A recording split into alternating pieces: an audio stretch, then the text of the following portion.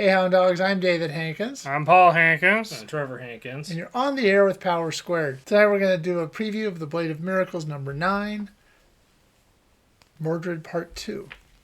Yes.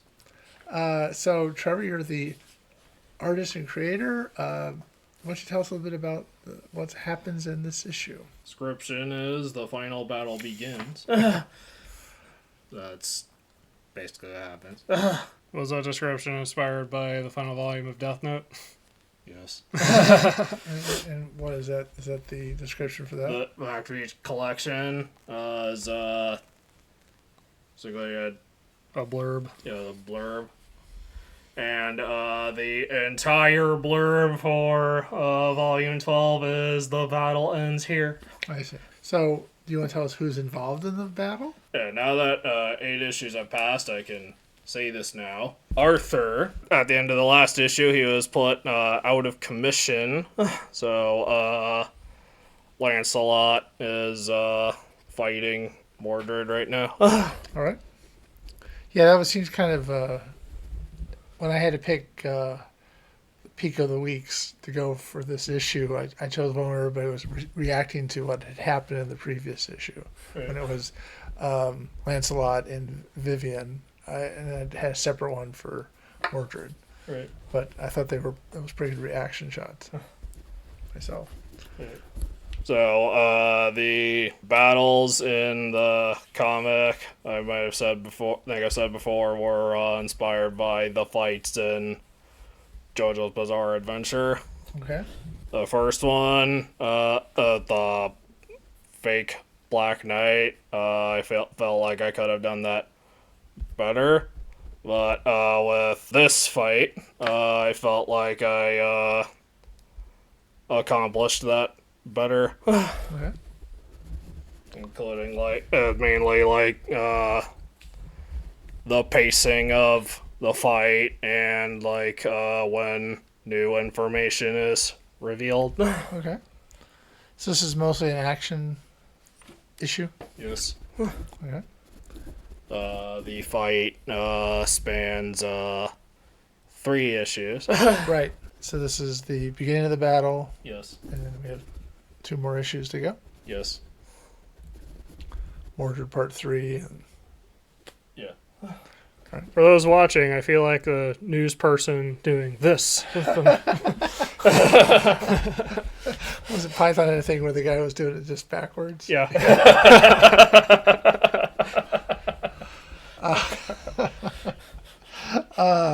All right. So you were the editor on this issue, Yes.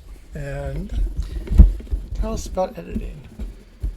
Well, I don't remember what specifically I did with that one, apart from maybe some dialogue choices. Okay.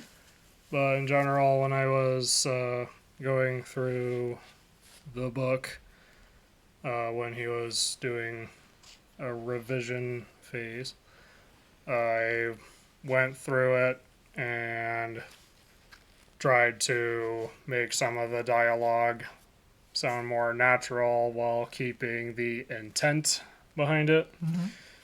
And I also made some art suggestions. Okay. As a good editor would. I was remembering that. I think I also suggested 1 or 2 of the covers. Okay. But for this issue in particular? For this particular issue, I think it was just some dialogue tweaks. Do you want to tell us a little bit about the cover? Obviously, that's Lancelot in front, but who is the? That's Mordred in the back. Okay. Because I think of him as sort of it being in black, but.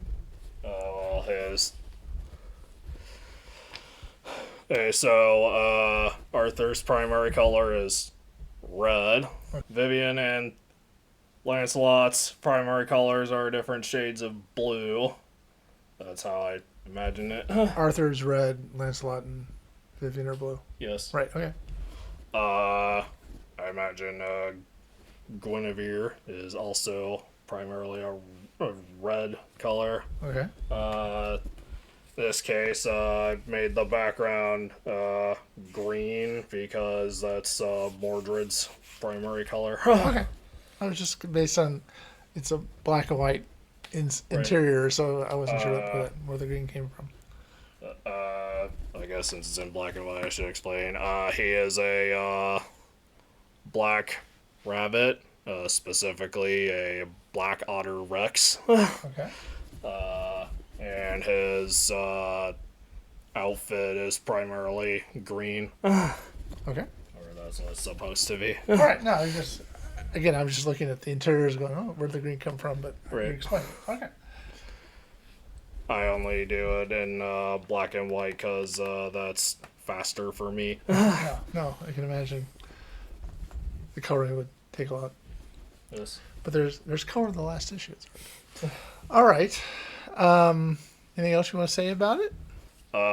As for the length of the battle with Mordred, another JoJo influence is how the series tends to have lengthy final battles in the manga. This is not a weekly shonen series, No. so I paced it more appropriately for a monthly Okay. thing. Yeah, I was gonna say with lengthy final battles, with the JoJo hardcovers, the first 3 parts when they brought them over here, it was through the JoJonium volumes, which were they collected parts 1 through 3 in a specific way. Mm-hmm. The last volume of part 3 is like 16 chapters or something, or a little more than that. And almost all of it is just the Battle of Dio. Yes. The Battle of Dio is like 18 chapters. We're watching Hero Academia, and the battle goes on for a season and a half, right? I mean, Yeah. yeah. Yes. So, yeah, I guess that can happen. Well, it depends on how much is going on, but for Araki, he just seems to like having lengthy, Battles. really, because he keeps coming up with stuff. Is there any sort of? Not even the monthly version of JoJo is safe. I mean, well, we're getting off the subject here, but Hero Academia, though, it seems like they kind of lengthen the battles by having some, kind of background stuff going on. Does that happen at all in JoJo? Or is it all just battle? JoJo, the fights are generally more focused. Okay. Because it's like it's usually focused on a single opponent. I think the length comes more from his emphasis on suspense. Okay. Yes. Like 1, maybe 2 villains at once. That's from how Araki handles suspense, which I think as I said at the beginning, I think I captured better. So, obviously, JoJo, because that name keeps Yeah. coming up, is an influence. Is anything else an influence in your work here? Obviously, an influence on this particular comic was loose knowledge of King Arthur lore. Loosely based, yes. Okay. As far as the animal characters, I would cite David Peterson, Stan Sakai, and Beatrix Potter as influences. It's usually into battles, as I recall. No. Joking. That's not. I know. I was just kidding. All right. Well, that's interesting. I guess another question would be, my understanding is that with Arthurian lore, there's different interpretations of the relationship between Arthur and Mordred. Is this based on a particular one, or will you have to read to find out? I guess you'll have to read to find out. Because in the legend that I know, Mordred, after the battle comes later, after he's already king, and Mordred kills him. In the version I know. Right. Yeah. It's just sort of like, oh, that's kind of a downer.